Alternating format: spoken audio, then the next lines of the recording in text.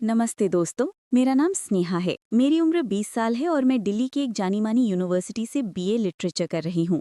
मुझे किताबें पढ़ने और कहानियाँ लिखने का बहुत शौक है। अक्सर मैं अपनी दुनिया में ही खोई रहती हूँ। मेरे परिवार में मेरी माँ, मेरे सौतीले पिता, जिन्हें मैं पापा कहती हूँ, और मेरा सौतीला भाई कबीर रहते हैं। कबीर की उम्र 23 साल है और उन्होंने हाल ही में अपनी एमबीए की पढ़ाई पूरी की है और अब पापा के बिजनेस में हाथ बंटा रहे हैं। हमारी कहानी थोड़ी अलग है। मेरे सगे पिता का देहांत तब हो गया था जब मैं सिर्फ 5 साल की थी। माँ ने मुझे अकेले पाला, लेकिन समाज और परिवार के दबाव और अपनी तन्हाई को दूर करने के लिए उन्होंने आज से 4 साल पहले दूसरी शादी की। कबीर के पिता यानी मेरे वर्तमान पापा की पत्नी का देहांत हो चुका था। जब हमारे माता पिता ने शादी की तो हम दोनों बच्चे काफी बड़े हो चुके थे। कबीर उस समय 19 साल का था और मैं 16 की। ईमानदारी से कहूँ तो शुरू में हम दोनों के बीच बात करना तो दूर, एक दूसरे की तरफ देखना भी मुश्किल था। हम एक ही छत के नीचे अजनबियों की तरह रहते थे। कबीर बहुत कम बोलते थे, गंभीर स्वभाव की और अपनी दुनिया में रहने वाले। मैं भी उनसे दूरी बनाकर रखती थी क्योंकि मुझे लगता था कि शायद वो मुझे अपनी बहन के रूप में स्वीकार नहीं कर पाएंगे। लेकिन पिछले 1 साल में चीज़ें थोड़ी बदलनी शुरू हुई थीं। हम दोस्त तो नहीं बने थे, लेकिन हमारे बीच की कड़वाहट कम हो गई थी। भाग 2, वो मौका जब हम अकेले थे। ये घटना पिछले महीने की है। जुलाई का महीना था और दिल्ली में मानसून पूरी तरह से आ चुका था। पापा और मम्मी को एक शादी समारोह में शामिल होने के लिए जयपुर जाना था। ये शादी पापा के किसी बहुत करीबी दोस्त की बेटी की थी, इसलिए उनका जाना जरूरी था। उन्होंने तय किया कि वे शुक्रवार की सुबह निकलेंगे और रविवार की रात तक वापस आएंगे। कबीर को ऑफिस में कुछ जरूरी मीटिंग्स थीं और मेरे कॉलेज के असाइनमेंट्स बाकी थे, इसलिए हम दोनों ने घर पर ही रुकने का फैसला किया। मम्मी थोड़ी चिंतित थीं कि हम दोनों अकेले कैसे रहेंगे, लेकिन हमने उन्हें भरोसा दिलाया कि हम अपना ख्याल रख लेंगे। शुक्रवार की सुबह मम्मी पापा निकल गए। उनके जाते ही घर में एक अजीब सा सन्नाटा छा गया। घर बहुत बड़ा था और उसमें सिर्फ हम दो लोग थे। कबीर अपने कमरे में लैपटॉप पर काम कर रहे थे और मैं अपने कमरे में पढ़ाई। दोपहर के खाने के वक्त हम दोनों डाइनिंग टेबल पर मिले। खाना कैसा बना है कबीर? कबीर ने चुप्पी तोड़ते हुए पूछा। ठीक है, मम्मी ने सुबह बनाकर रखा था, मैंने जवाब दिया। उसके बाद फिर वही खामोशी। हम दोनों ने जल्दी जल्दी खाना खत्म किया और अपने अपने कमरों में चले गए। भाग 3, एक अनजानी नज़र और मेरा शक। उस शाम बहुत तेज़ बारिश शुरू हो गई। मौसम सुहाना था, इसलिए मैंने सोचा कि थोड़ा फ्रेश होने के लिए छत यानी टेरेस पर चली जाऊं।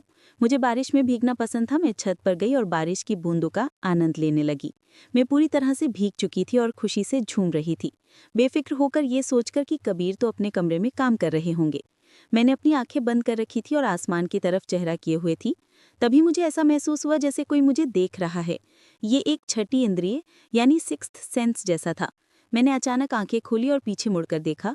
सीढ़ियों के पास जो कांच का दरवाजा था, वहां कबीर खड़े थे। उनके हाथ में कॉफी का मग था और वे एकटक मुझे ही देख रहे थे।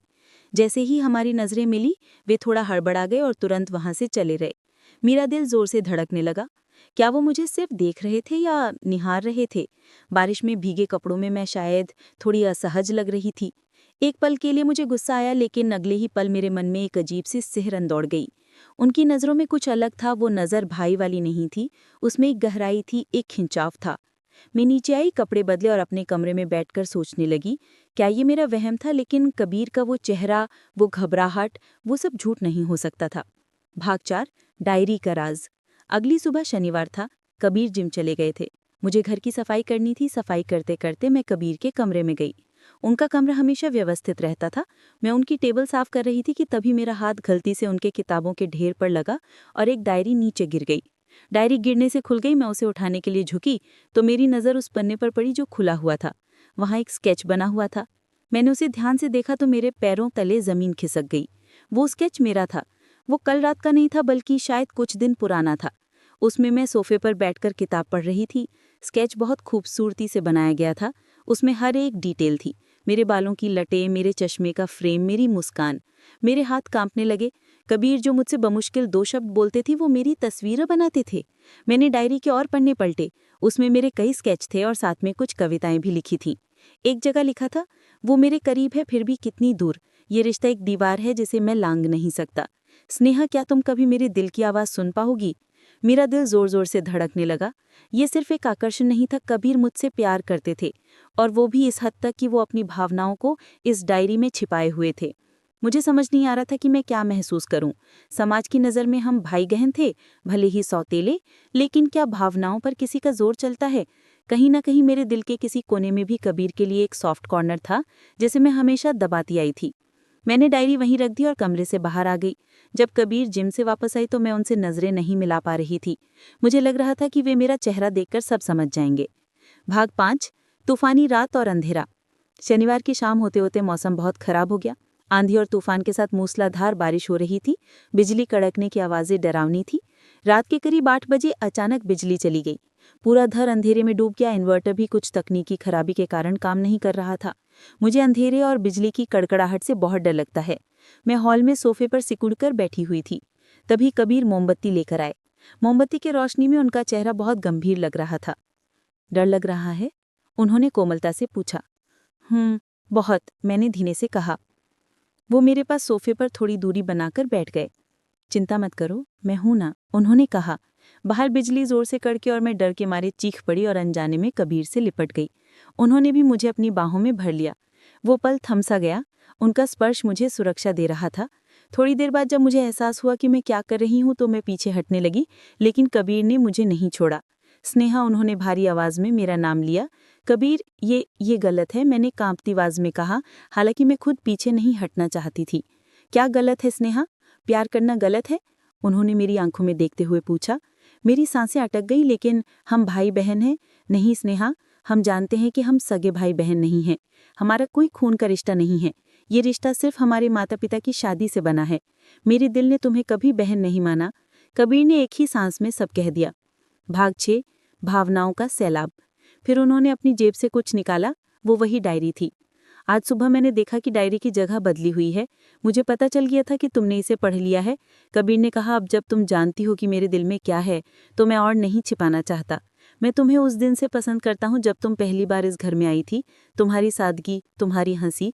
मैंने खुद को बहुत रोका लेकिन मैं हार गया। उनकी बातें सुनकर मेरी आंखों में आंसू आ गए। कबीर, मुझे डर लगता है। मम्मी, पापा, समाज। कबीर ने मेरे चेहरे को अपने हाथों में लिया और मेरे आंसुओं को पोंछा।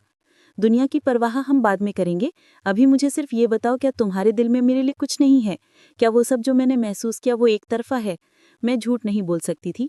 उस अंधेरे कमरे में मोमबत्ती की मध्यम रोशनी में मैंने अपनी भावनाओं को स्वीकार करने का फैसला किया। मैं भी आपको नोटिस करती थी कबीर। आपकी परवाह, आपका चुपचाप मेरा ख्याल रखना मुझे अच्छा लगता था। मैंने स्वीकार किया। ये सुनते ही कबीर की आंखों में एक चमक आ गई। उन्होंने धीरे से अपना चेहरा मेरे करीब किया। मेरी धड़कनें इतनी तेज थी कि मुझे लगा वे सुन लेंगे। जब उनके होंठ मेरे होंठों से मिले तो बाहर की सारी दुनिया, सारे रिश्ते, नाते और डर कहीं गायब हो गए।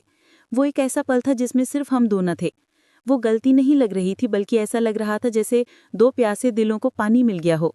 उस रात हमने ढेर सारी बातें की, वो बातें जो सालों से हमारे दिलों में दबी थी। हमने एक दूसरे के साथ वो सब शेयर किया जो हम दुनिया से छुपाते थे। उस रात हमने सारी मर्यादाओं की दीवारों को तोड़ दिया, लेकिन इसमें एक पवित्रता थी, एक रजामंदी थी। भाग 7। अगली सुबह और हमारा फैसला। अगली सुबह जब मैं उठी तो बारिश रुक चुकी थी और धूप निकल आई थी, लेकिन मेरी जिंदगी बदल चुकी थी। मैं किचन में कॉफी बना रही थी जब कबीर आए। मुझे लगा कि शायद अब सब अजीब हो जाएगा, शायद हमें शर्मिंदगी महसूस होगी, लेकिन कबीर ने पीछे से आकर मुझे गले लगा लिया। गुड मॉर्निंग, उन्होंने मेरे कान में फुसफुसाया। मैं मुस्कुराई। Good morning. पछतावा तो नहीं हो रहा? उन्होंने पूछा। मैं मुड़ी और उनकी आंखों में देखा। नहीं, लेकिन डर अभी भी है। आगे क्या होगा कबीर? कबीर ने मेरा हाथ थाम लिया। स्नेहा, हम जल्दबाजी में कोई फैसला नहीं लेंगे। हम अपने रिश्ते को समय देंगे। हमें अभी किसी को बताने की जरूरत नहीं है।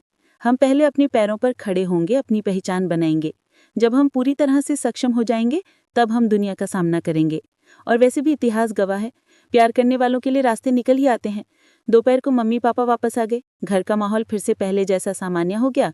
हम दोनों ने ऐसे दिखाया जैसे कुछ हुआ ना हो। लेकिन अब जब भी हमारी नजरें मिलती हैं तो उनमें एक राज होता है, एक चमक होती है जिसे सिर्फ हम दोनों समझ सकते हैं। यूनिवर्सिटी जाते वक्त अब मैं कबीर की बाइक पर उनके पीछे बैठती हूँ तो उन्हें थोड़ा और कसकर पकड़ती हूँ। वो भी कभी कभी बाइक का शीशा मोड़कर मुझे देखते हैं और मुस्कुरा देते हैं। निष्कर्ष दोस्तों, ये मेरी कहानी है। मैं जानती हूँ कि बहुत से लोगों को यह अजीब लगेगा, शायद गलत भी, लेकिन मेरा मानना है कि प्यार पर किसी का जोर नहीं होता। हम सगे भाई बहन नहीं हैं, इसलिए हमें नहीं लगता कि हम पाप कर रहे हैं। हम एक दूसरे का सम्मान करते हैं, एक दूसरे की परवाह करते हैं और एक दूसरे को समझते हैं। क्या एक सफल रिश्ते के लिए इतना काफ़ी नहीं? हमारा ये रिश्ता एक ओपन सीक्रेट है जो सिर्फ हमारे बीच है। भविष्य में क्या होगा ये तो मैं नहीं जानती, लेकिन फिलहाल मैं कबीर के साथ बहुत खुश हूँ। कभी कभी जिंदगी आपको ऐसे मोड़ पर ले आती है जहाँ सही और गलत की परिभाषाएं धुंधली हो जाती हैं और सिर्फ एहसास मायने रखते हैं। आपको मेरी ये कहानी कैसी लगी? क्या आपको लगता है कि हमने सही किया? अपने विचार ज़रूर साझा करें। तब तक के लिए अलविदा।